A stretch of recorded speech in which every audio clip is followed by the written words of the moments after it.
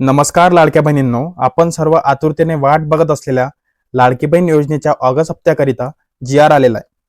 त्यामध्ये बघायचे झाले तर मुख्यमंत्री माझी लाडकी बहीण योजनेसाठी सन 2025-26 या आर्थिक वर्षामध्ये निधी वितरण करण्याबाबतचा हा 9 सप्टेंबर 2025 ला जी आर आलेला आहे. या शासन निर्णयामध्ये सांगण्यात आलेले आहे, मुख्यमंत्री माझी लाडकी बहीण योजनेसाठी अनुसूचित जाती घटकांकरिता सन 2025-26 या आर्थिक वर्षात 3,960 कोटी इतका निधी मंजूर करण्यात आलेला आहे. हा निधी सहाय्यक अनुदान या प्रकारात खर्च करण्यात येणार आहे. यासाठी सरकारने विशिष्ट लेखाशीर्ष ठरवलेले आहे.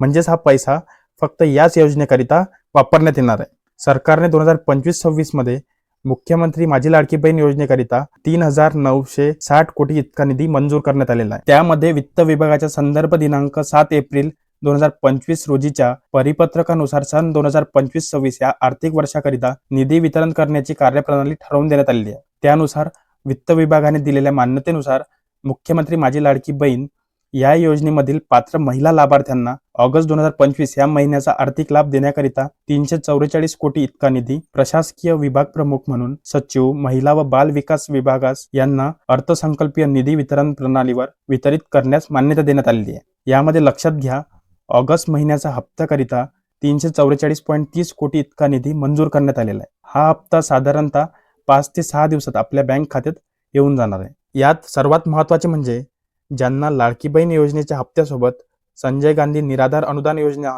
किंवा श्रावणबाळ सेवा राज्य निवृत्तीवेतन योजनेचा लाभ येत होता, त्यांना आता लाडकी बहीण योजनेचा हप्ता बंद करण्यात येणार आहे. यामध्ये ते स्पष्ट देखील करण्यात आलेलं आहे. असा हा मुख्यमंत्री माझी लाडकी बहीण योजनेच्या ऑगस्ट हप्त्याकरिता जी आर आलेला होता. तसेच यात काही समजले नसेल तर कमेंट करा व आपल्या सर्व लाडक्या बहिणींना व्हिडिओ शेअर देखील करा व असे नवनवीन व्हिडिओ बघण्याकरिता सबस्क्राईब देखील करून घ्या. धन्यवाद.